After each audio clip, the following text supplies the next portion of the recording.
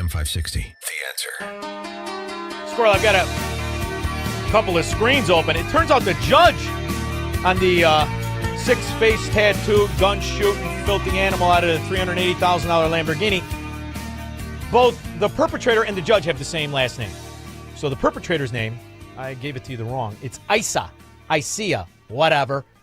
And lucky for him, he landed in front of a judge with the same last name. I'm sure it's going to be fine. He's an 8-time felon. Does it really matter? 8-time. He's 34 years old. Shouldn't he be in prison? Not among Democrat scumbags. They protect the perpetrators. Steve, Lansing, Michigan. Sean. Yeah. Hey, you're my guy. Thank you. Hey, you are. You're my best friend. You just don't maybe know it yet, but we're best friends. I agree. I'm in. Okay, good. Hey, listen, my other best friend, I got a couple of them, and they all fit in the palm of my hand because we all have the same thinking ideology, right? How is it we can be so far off from the Democrat thinking? We ask each other every day, how are we like it almost makes us feel guilty that our I can help you with this, Steve. I'm gonna help you with this because you're not far off. Believe me, they don't disagree.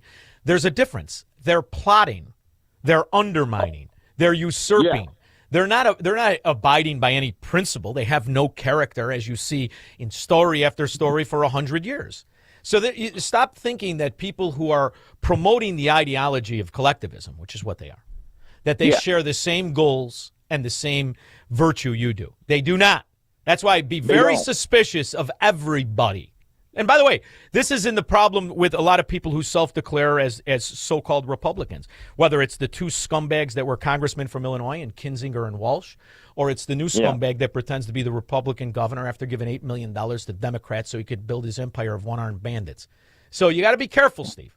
Thank you very much, brother. We're careful. All right, good.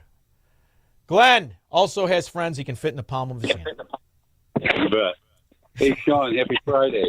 So the Democrats, Sean, explain the logic of this to me. If the Democrats are concerned about affordability of Americans, then why do they charge taxes on overtime and stuff? Well, listen to me. This is the illusion. No one who understands anything about earning honest money, anything about economics, nobody who can read believes that Democrats care about individual achievement. They do not. In fact, they guarantee, you give me an opportunity here. Listen, this is from, I think, yesterday or the day before. The moron who pretends to be a teacher and now is the mayor. Listen to this imbecile. I spoke to Speaker Welch the other day, and you touched on it, but I wonder if you can speak a little more directly to this.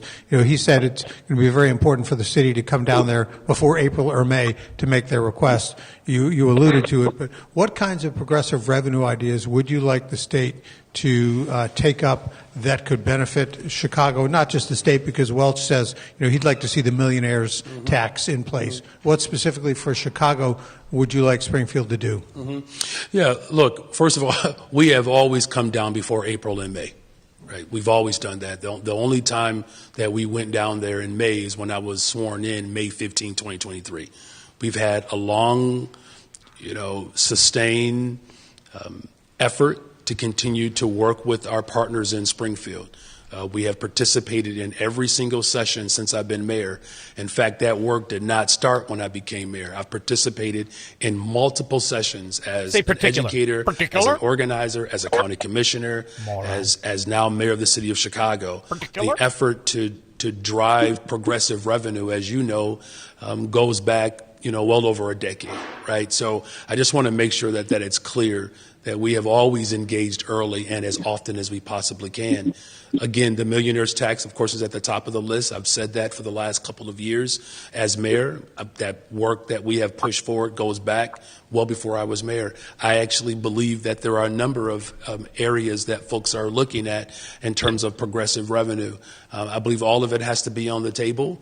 In terms of what we want Springfield to do specifically for the city of Chicago, I mean, look, it's really about protecting all of Chicago, but it's really about protecting the state of Illinois.